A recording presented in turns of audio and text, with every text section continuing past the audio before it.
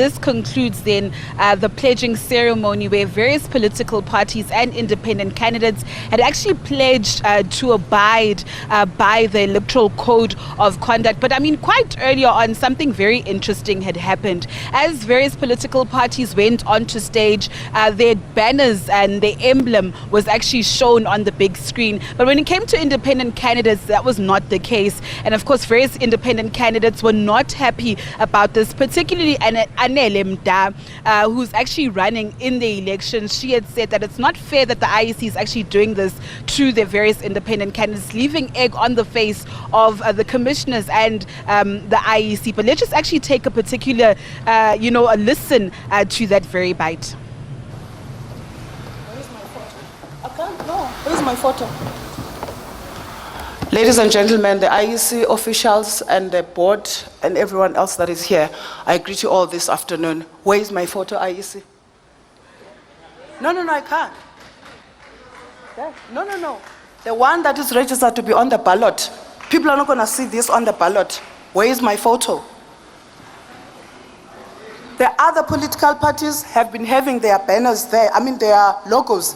Where is my photo? I was asked to send a photo that is going to be on the ballot, and I did. Where is it? No, but it must be reflected here. People are not going to vote for an empty space when they are voting for me. They are going to vote for a person. I am campaigning as an individual. Where is my photo? I was requested to send a photo, and I duly complied.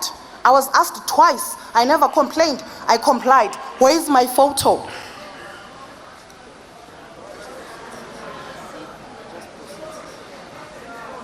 No, don't say it, just proceed. Someone must account, Mhlekazi. I'm not being disrespectful, but I need to know how must I speak, because I'm going to be pledging on the code of conduct that I am going to adhere with it. But people must know who is speaking. It must be the person they are going to go to the ballot paper and see. They must know the face they must go and vote for in the ballot paper. No, IEC. Someone come here and explain to me. I want to pledge, but someone must come here and explain to me. Someone must do something, guys. Tetani.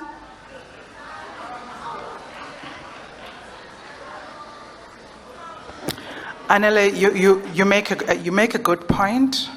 However, if I say to you that there's a photo that we have, it is not there. The photo that we are asked to have is for the ballot paper itself, not for the signing of the code of conduct. But you do make a good point.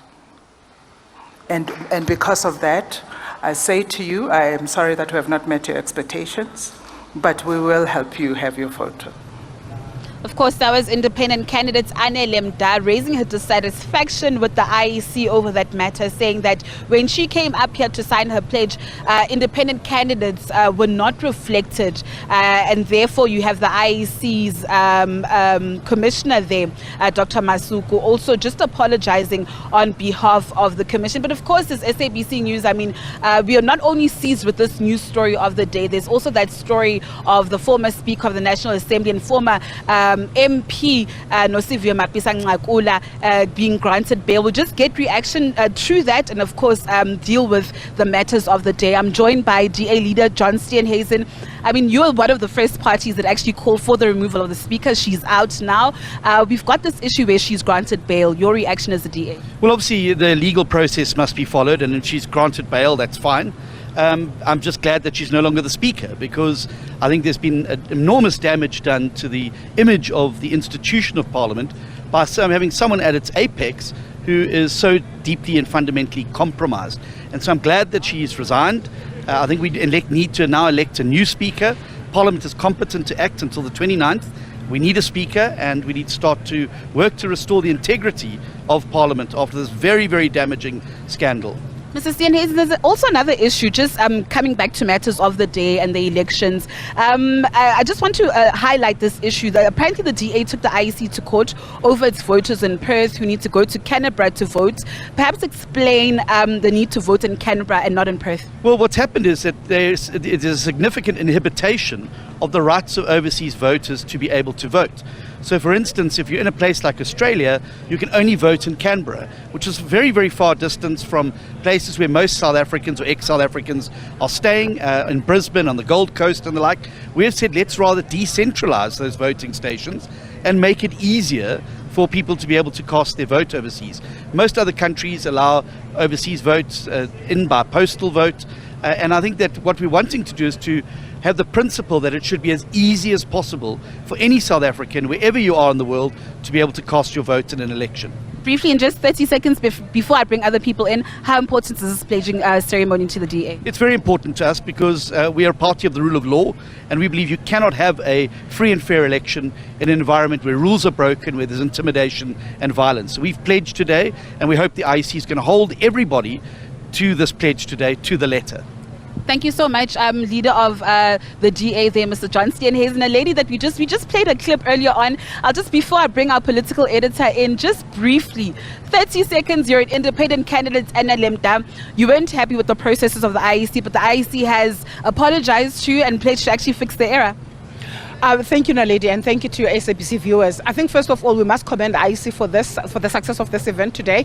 But it was obviously not going to be acceptable that the IEC is going to treat other people with certain gloves and make others feel as though they are. By the way, I am an independent, fully gazetted independent candidate in this country, and I am supposed to be given an equal respect and recognition and acknowledgement like all other political parties. I was not going to rise to stage and come here when I've been asked to send an official photo that is going to be used by IEC, and on the screen it's not displayed, and I'm not given a reason. So that is why I had to put the IEC on accountability on the spot. For those who are asking who Anna Lemda is, I mean, we know you.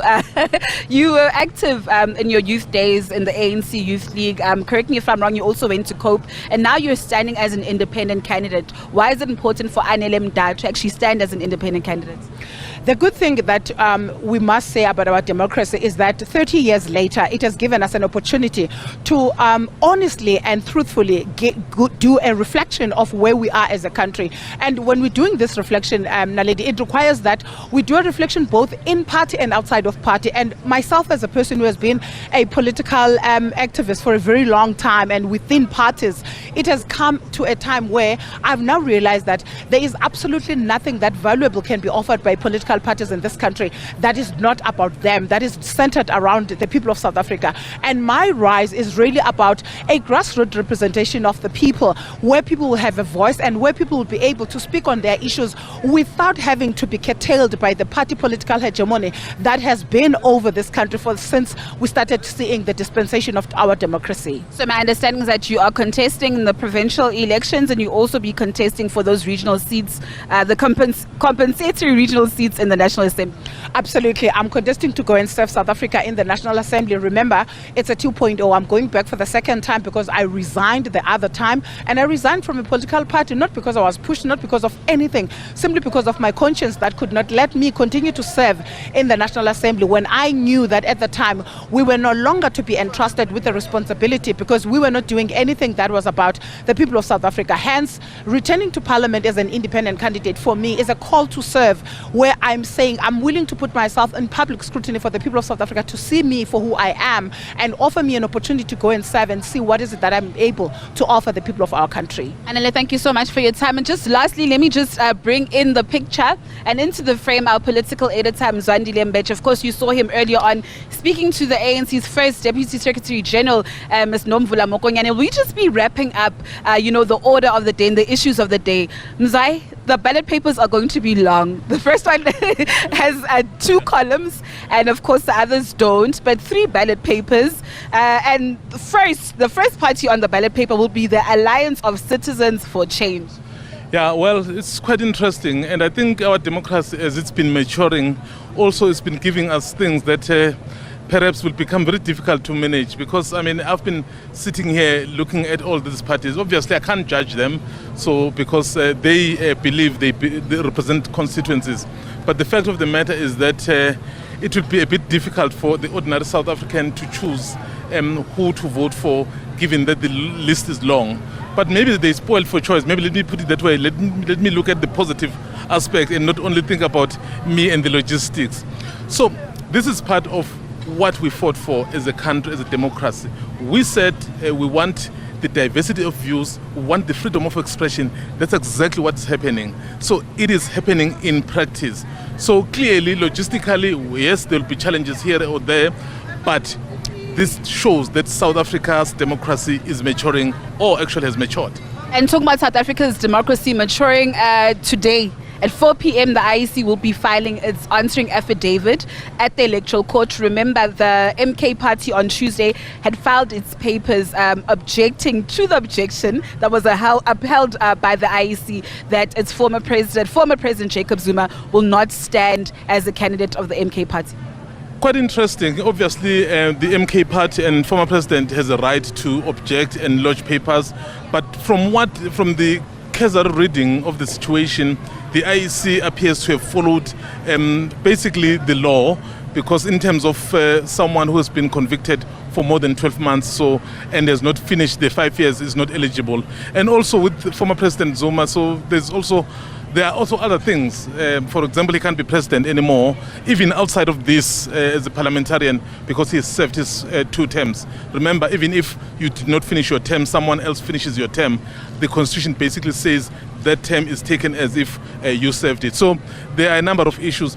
But I guess the MK party is very, very aware of this. So they are just playing this nice chess game so that they keep being the talk of town, and perhaps a bit of victim mentality that could then earn it votes. So yeah, it's quite interesting. So indeed, interesting times coming up for us journalists, as we'll be seized with all these matters. Of course, it's also important to note to our SABC viewers, tomorrow these matters will be heard back to back at the Electoral Court. And the IEC has told us that 6 applications have been filed at the Electoral Court. Next week, Tuesday, Unati and our viewers, is a very important day to note. That is when the Electoral Court will be making its decision on these appeals. On the 10th, which is next week, Wednesday, the IEC will then be coming out and publishing those lists, the final list, which will then result in the ballot paper box. Of course, just a reminder to our South Africans, over 50 political parties are contesting for seats in the National Assembly. And of course, we've got those 11 independent candidates.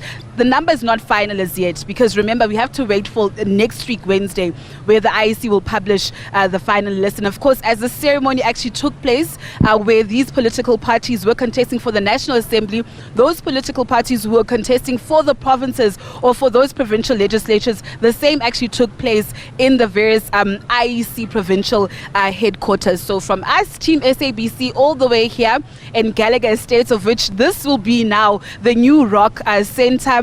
Thank you so much for tuning in, and thank you so much for making SABC News your news channel of choice. This is as I toss back to you in studio, Nati.